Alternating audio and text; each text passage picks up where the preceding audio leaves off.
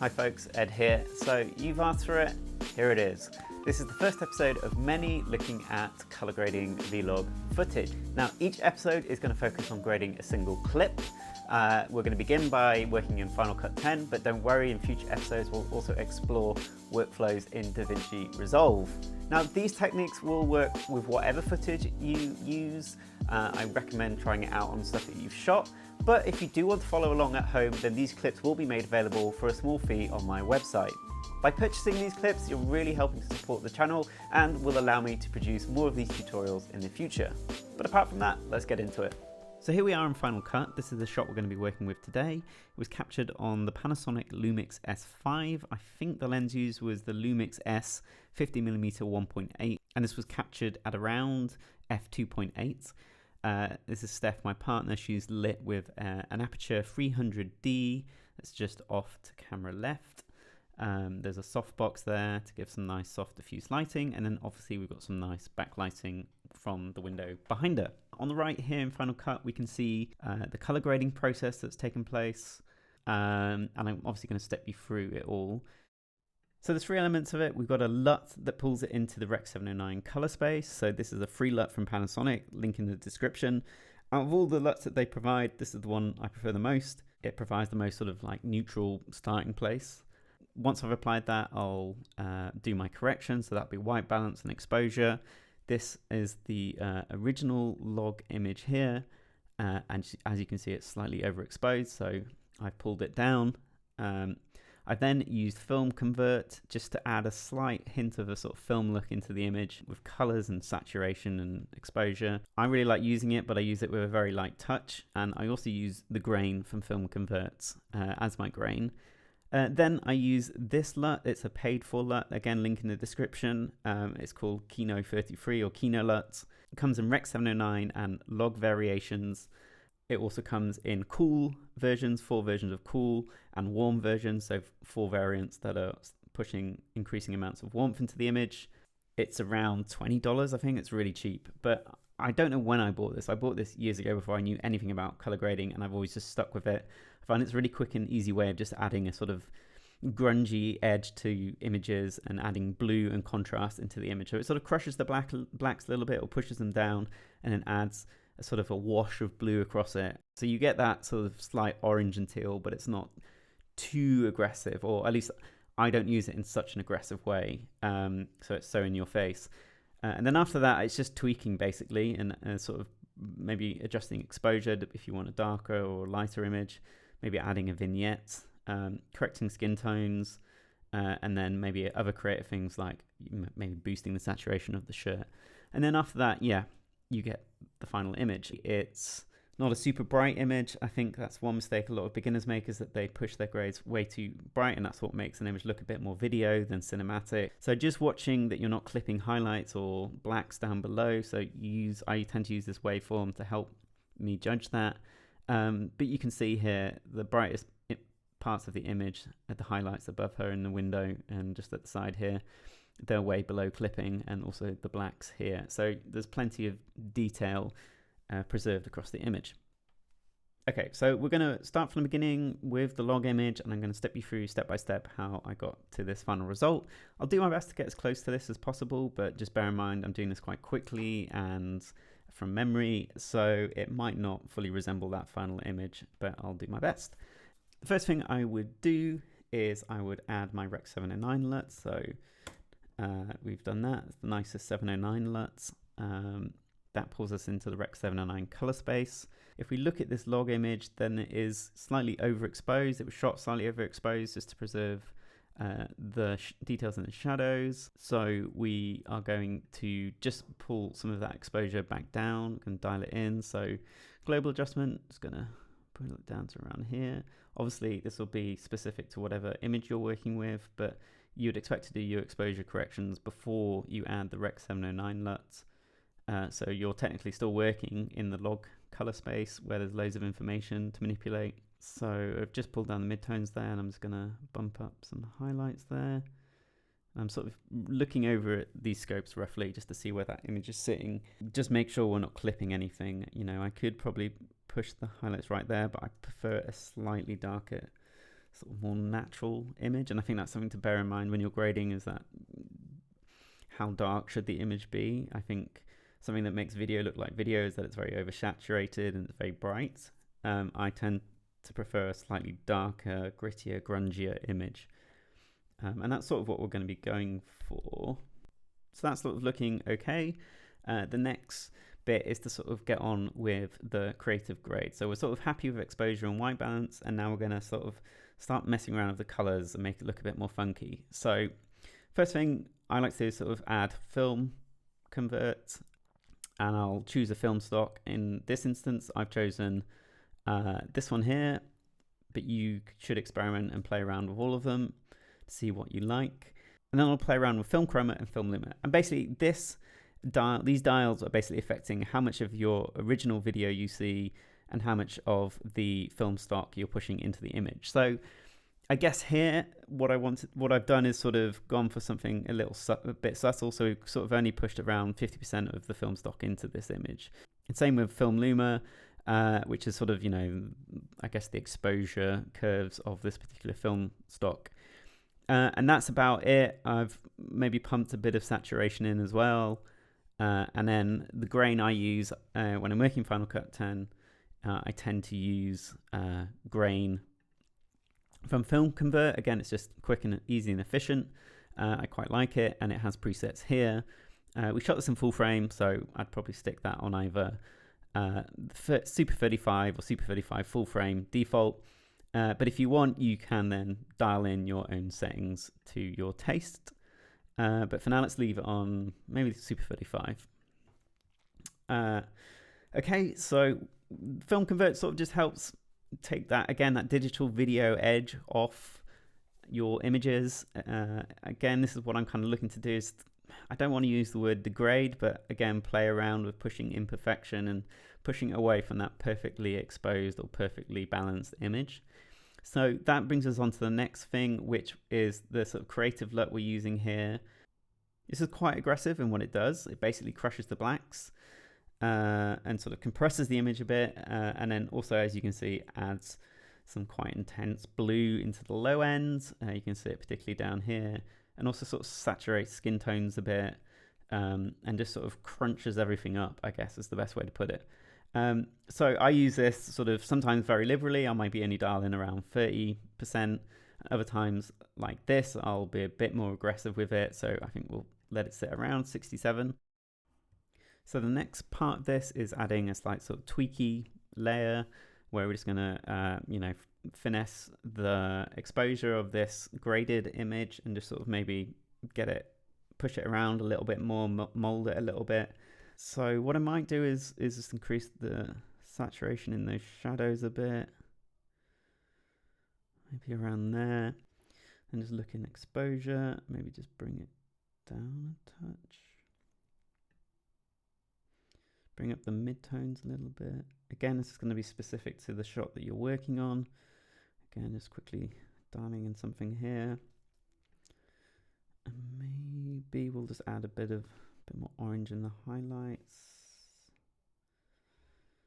Maybe something. So just adding a bit of orange in the highlights just to counteract that blue we've added in. Maybe about there. Again, kind of subtle.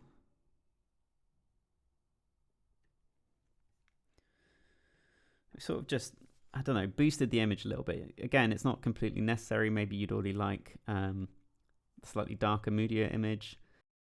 Okay, and maybe I'll just go back and just tweak these a little bit. Okay. About there, okay. So that's kind of boosted stuff quite a bit. The next thing I'd probably do is probably add the hue saturation curve, and that's really sort of another little creative decision where I've decided to boost the saturation of the shirt, and I've also just pulled the hue of the reds a little bit towards the green just to counteract some of the effect on the skin tone. So what I did there is I clicked I went to the hue versus saturation. And then hue versus saturation is basically you pick a color and then you can manipulate the saturation of that color. So in this case, we've manipulated the red of the shirt and we've pushed that red like that. That's obviously affected the skin tone a little bit. So the next thing I did is on the hue versus hue, where it's basically you can pick a color and then you can drag that color away on the color wheel towards another color. So here, if we give it more of an extreme treatment, we can see we've sort of pulled the red slightly towards green.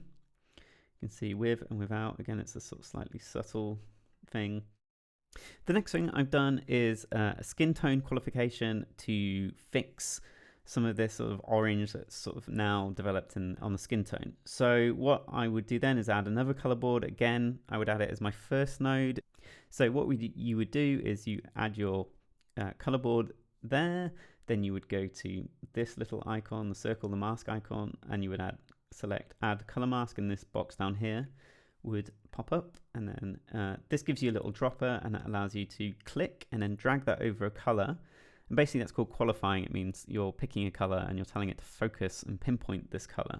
So in this case, we've got a skin tone, which is thankfully fairly isolated from the rest of the scene in terms of there isn't really any other sort of skin tone colors in the scene. The quality of this and your ability to qualify stuff will depend completely on what you've shot and what else is in your scene. So just be careful that when you're qualifying and selecting a skin tone, that you're not bringing in other things that you don't want to manipulate. The softness is basically how much you're going to blend that into the rest of your image, so the interface between what you're choosing and what you're ignoring. You just sort of blur that. So in this case, we can probably leave it around 50% or something around there. And then, so in this node, we'll click in. So what I'm going to do is just sort of clean up the skin tone a bit because it's a little bit intense at the moment. So probably going to pull a bit of saturation out. So in the shadows, maybe just bring those down a bit. Maybe somewhere around -12. Again, a bit more in the mid-tones. You kind of just want a slightly more natural looking skin tone. And then might just also, it's quite bright here, so we just want to maybe bring that down a little bit, but just subtly. So we are, by the way, these down here, inside, outside, that's basically inside the thing you've selected, inside the qualification. And then if you wanted to make change or manipulate something outside of that qualification, you just click on the outside. We're not going to be doing that at the moment. So let's click back in there, -4. And then in the color, I'm probably going to add a little bit of green in, maybe something around there. And then maybe take a little bit of tiny bit of blue out of the shadows just to counteract. Maybe about that. And then in the mid-tones, what should we do? Maybe we should add a bit of blue in the mid-tone.